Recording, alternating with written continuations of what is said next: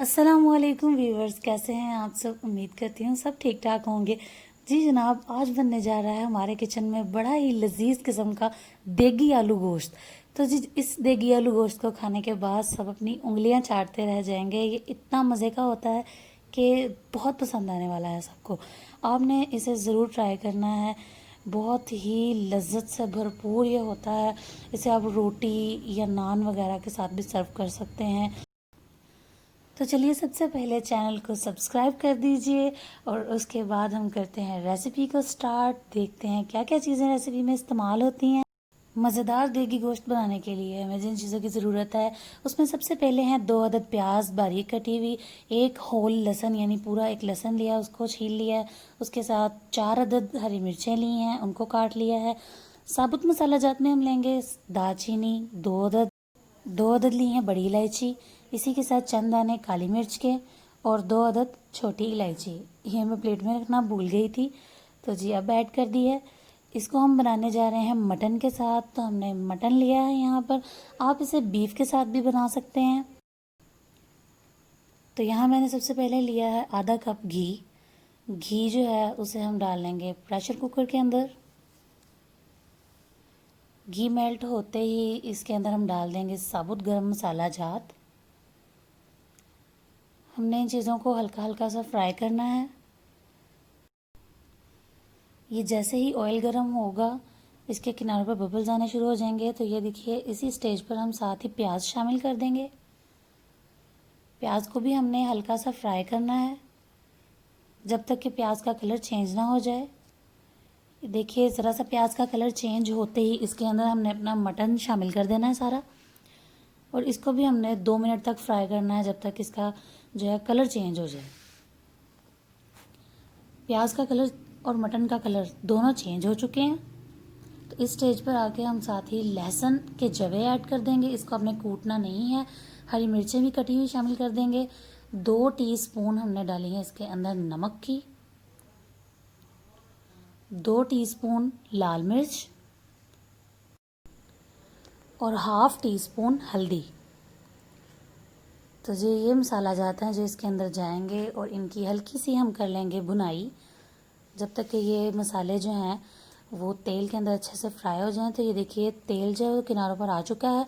अब इसके अंदर हम तकरीबन 1.5 गिलास पानी जो है वो शामिल करेंगे और अब लगा देंगे इसका ढक्कन, और ढक्कन लगा के वेट लगा देंगे और इसको हम 10 मिनट तक वेट लगाकर इसका इंतज़ार करेंगे।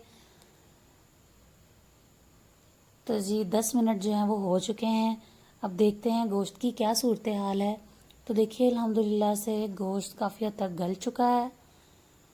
10 मिनट के बाद इसको अच्छे से यूं भून लेंगे ताकि इसके अंदर जो प्याज है और लहसुन है वो मिक्स हो जाए। तो यहाँ मैंने डाली है इसके अंदर 2 टमाटरों की पेस्ट और इसे भून लेंगे अच्छे से ताकि टमाटर भी मसाले के अंदर अच्छे से मिक्स हो जाए। तो 2 से 3 मिनट इसकी भुनाई करने के बाद जो है इसके अंदर हम आलू शामिल कर देंगे। आप अपनी मर्ज़ी के अपने पसंद के कटे हुए आलू भी शामिल कर सकते हैं, लेकिन आलू गोश्त में ऑथेंटिक आलू गोश्त जो होता है उसके अंदर इसी तरह के कटे हुए आलू शामिल होते हैं। तो इसे मिक्स करने के बाद अब हम अगेन जो है वो प्रेशर का ढक्कन लगा देंगे और 2 मिनट के लिए इसका वेट लगाएंगे। 2 मिनट के बाद हम वेट को जब खोलेंगे तो आलू जो हैं वो 80% डन हो चुके हैं। बाकी आलू जो हैं वो दम में डन हो जाएंगे। इसे अच्छे से भून लेंगे। भूनने के बाद ये देखिए आलू जो हैं वो काफ़ी हद तक गल चुके हैं। अब इसमें शामिल करेंगे पिसा हुआ गरम मसाला 1 टेबलस्पून, पिसा हुआ साबुत धनिया 1 टेबलस्पून और साबुत मिर्चें जिनके अंदर मैंने कट लगा लिया है ये 3 अदद शामिल कर लेंगे। साथ ही कटा हुआ धनिया और 2 मिनट इसको अच्छे से भून लेंगे जब तक कि इसका घी जो है वो किनारों पर ना आ जाए। तो ये देखिए जी अल्हम्दुलिल्लाह बहुत ही मज़े की इसकी लुक आ रही है। घी किनारों पर आ चुका है और यहाँ पर आप पर डिपेंड करता है जितना आपको शोरबा चाहिए आप उतना इसके अंदर पानी ऐड कर सकते हैं। मैंने यहाँ 2 गिलास पानी ऐड किया है और इसे अब 5 मिनट के लिए मैं दम पर रखूँगी। ऊपर ढक्कन लगा दूँगी, नीचे दम की आँच कर दूँगी ताकि पानी का कच्चापन भी दूर हो जाए और जो हमने मसाले डाले हैं वो भी इसके अंदर अच्छा सा अरोमा आ जाए, फ्लेवर आ जाए। तो देखिए अल्हम्दुलिल्लाह हमारा आलू गोश्त बहुत ही मज़े का रेडी हुआ है। फाइनल लुक बिल्कुल मिस मत कीजिएगा।